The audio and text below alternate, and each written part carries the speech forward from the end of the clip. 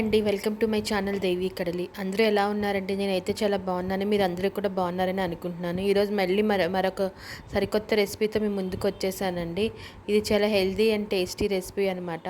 దానికోసం ముందుగా ప్యాన్లోని ఒక స్పూన్ సోంపు, ఒక స్పూన్ జీలకర్ర, ఒక 4 యాలకులు, 4 లవంగాలు, చిన్న దాల్చిన చెక్క ముక్క అండ్ ఒక అనాస పువ్వు వేసుకొని, కొన్ని బిర్యానీ ఆకులు కూడా వేసుకొని, కొన్ని అంటే ఒక 2 బిర్యానీ ఆకులు సరిపోతాయండి, వేసుకొని బాగా వేపుకోవాలి.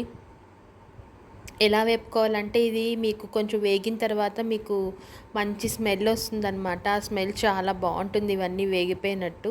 ఆ స్మెల్ వచ్చేంత వరకు వేపుకోవాలి. ఈ రెసిపీ చాలా టేస్టీ హెల్దీ రెసిపీ అండి. టేస్ట్ సంగతి ఎలా ఉన్నా చాలా హెల్దీ రెసిపీ. ఇది బోన్స్కి చాలా స్ట్రాంగ్ చేస్తుంది, బాడీలో ఇమ్యూనిటీని పెంచుతుంది. మీకు కఫము, దగ్గు, రొంప, జ్వరం ఇవన్నీ ఉన్నప్పుడు ఇది ఒక్క స్పూన్ తింటే మీకు ఇది బాడీలో ఇమ్యూనిటీగా మీకు పెరుగుతుందండి. అంత అంత హెల్దీ రెసిపీ అనమాట. దీన్ని చిన్నవాళ్ళు, పెద్దవాళ్ళు ఎవరైనా తినొచ్చు దీన్ని. అలా వేపుకున్న వాటిని ఒక మిక్సీ జార్లోకి తీసుకొని పౌడర్లా చేసుకొని పెట్టుకోవాలన్నమాట. చల్లారిన తర్వాత పౌడర్ చేసుకోండి. వేడి మీద చేస్తే ఆ సోంపు మీకు చేదొస్తుంది అనమాట. సో ఇవన్నీ బాగా వేపిన వాటిని అన్నీ ఒక మిక్సీ జార్లోకి తీసుకొని బాగా చల్లారనివ్వాలి. చల్లారిన తర్వాత మళ్ళీ వేరే స్టవ్ మీద ఇంకొక ప్యాన్ పెట్టుకోవాలి. ప్యాన్లో వాటర్ వేసుకోవాలన్నమాట. వాటర్ చూసారు ఎలా వేసాను అంటే స్టీమ్ పెడుతున్నాను ఇక్కడ నేను. ఈ స్టీమ్ కోసం ఈ వాటర్ పెట్టుకోవాలి. ఉసిరికాయలు అండి ఇవి, 1/2 kg ఉసిరికాయలు అనమాట. ఇప్పుడు ఇక్కడ మేము తీసుకున్న ఇంగ్రీడియంట్స్ అన్నీ నేను క్వాంటిటీస్తో సహా చెప్తాను మీకు, నేను దేనికి ఎంత తీసుకున్నాను అని. అలా తీసుకున్న ఉసిరికాయలని ఇలా ఘాట్లు పెట్టుకోవాలి. ఇలా ఘాట్లు పెట్టుకున్న వీటిని స్టీమ్ మీద బాయిల్ చేసుకోవాలన్నమాట. ఇవి ఎంత మంచిగా ఘాట్లు పెట్టుకుంటే అంత బాగా కుక్ అవుతుంది. ఒక ఘాటు పెడితే మీకు తొందరగా కుక్ అవ్వదండి. అట్లీస్ట్ ఒక 3-4 ఘాట్లైనా పెట్టుకోవాలి ఉసిరికాయకి. ఇలా ఘాటు పెట్టుకొని అన్నిటికీ ఘాట్లు పెట్టుకొని మూత పెట్టుకొని ఒక 10 minutes ఉంచితే అవి మీకు మెత్తగా ఉడికిపోతాయని. చూడండి, 10 minutes తర్వాత తీసి చూపెడుతున్నాను మీకు నేను. మెత్తగా నైఫ్తో చెక్ చేసుకుంటే మొత్తం స్మూత్గా అయిపోయాయి అనమాట అవన్నీ.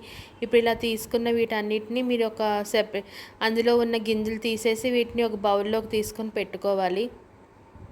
చల్లారిన తర్వాత గింజలు తీయండి. వేడివేడిగా తీస్తే గింజలు మీకు మళ్ళీ చేయి కాలుతుంది. తీసిన తర్వాత ఒక ఒక 3 స్పూన్ల నెయ్యి వేసుకోవాలండి. నెయ్యి వేసుకొని అలా గింజలు తీసి పెట్టుకున్న ఉసిరికాయలు ఉన్నాయి కదా, వాటిని మెత్తగా మిక్సీ జార్ పెట్టుకోవాలి. ఇక్కడ మెత్తగా అంటే బాగా మెత్తగా అక్కర్లేదు, అక్కడక్కడ కొంచెం బరకగా ఉన్నా బాగానే ఉంటుంది. నేను మాత్రం మెత్తగానే పేస్ట్ చేశాను. ఇలా మెత్తగా పేస్ట్ చేసిన దీన్ని నేతిలో బాగా వేపుకోవాలన్నమాట. ఎలా వేపుకోవాలంటే కదుపుతూనే ఉండాలి. అలా కదుపుతూనే ఉండాలి. ఒక్క నిమిషం ఆపినా, మీరు ఒక్క సెకండ్ ఆపినా ఇది మీకు అడుగంటిపోయి కింద మాడిపోయి నల్లగా అయిపోతుంది అనమాట. అందువల్ల కదుపుతూనే ఉండాలి. నేను ఎంతసేపు కదిపాను నేను మీకు వీడియోలో అంతా కనబడుతుంది అనమాట. చాలాసేపు కదిపాను దీన్ని. అలా వేపుతూనే ఉండాలి. ఇది కొంచెం గోల్డెన్ బ్రౌన్ కలర్కి వచ్చే వరకు వేపుకోవాలన్నమాట. బాగా వేపుకున్న తర్వాత దీంట్లో మిగిలిన ఇంగ్రీడియంట్స్ కూడా వేసుకోవాలి. బట్ ఆపకుండా కదుపుతూనే ఉండాలి. ఈ రెసిపీ చాలా హెల్దీ అండి. దీన్ని మార్నింగ్ బ్రేక్ఫాస్ట్ ముందు ఒక స్పూన్ తింటే దీన్ని బాడీలో ఇమ్యూనిటీ పెరుగుతుంది. మీకు ఆ డేకి కావాల్సిన స్ట్రెంగ్త్ అంతా వస్తుందన్నమాట. మీకు అలా వేపుకున్న తర్వాత దీంట్లోని బెల్లం వేసుకోవాలి. బెల్లం ఎంత తీసుకున్నానంటే ఒక 1/2 కప్పు, అంటే ఉసిరికాయలు 1/2 kg అనుకోండి, బెల్లం కూడా 1/2 kg. మీకు ఇంకొంచెం తీయగా కావాలంటే ఇంకొంచెం బెల్లం యాడ్ చేసుకోవచ్చు. బట్ నేను 2 ఈక్వల్ క్వాంటిటీసే వేసాను అనమాట. వేసుకొని దీన్ని బాగా కలుపుకోవాలి. ఇప్పుడు ఇది మొత్తం మీకు బ్లాక్ కలర్లోకి అయ్యేంత వరకు వేపుకోవాలన్నమాట. అంటే అంత వేగాలి దీన్ని.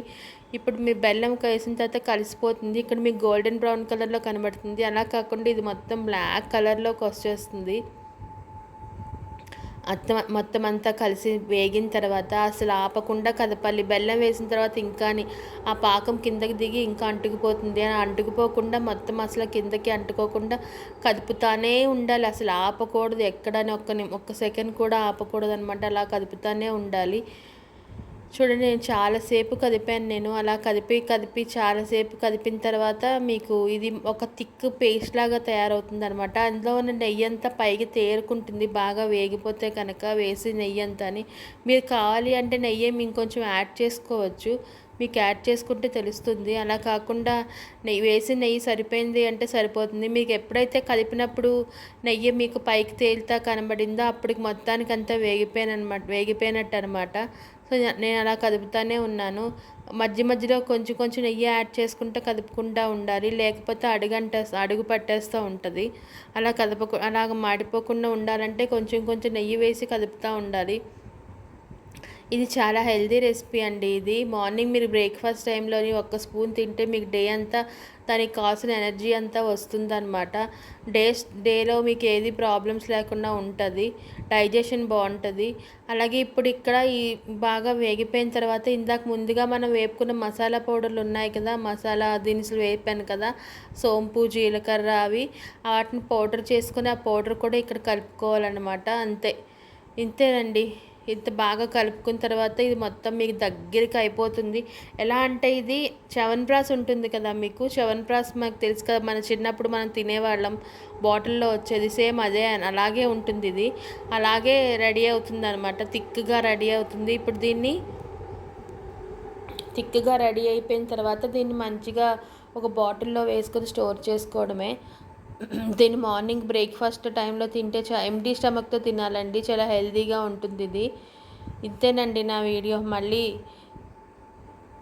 మళ్ళీ మరొక మంచి వీడియోతో కలుస్తానండి. నేను అప్పటి వరకు సెలవు. నా వీడియోని లైక్ చేయడం మాత్రం మర్చిపోకండి. లైక్ చేయండి, షేర్ చేయండి, సబ్స్క్రైబ్ చేసుకొని నా వీడియోని ఫార్వర్డ్ చేయండి. ఇంతేనండి నా video. Thank you so much. మళ్ళీ మరొక మంచి వీడియోతో కలుస్తాను. Thank you.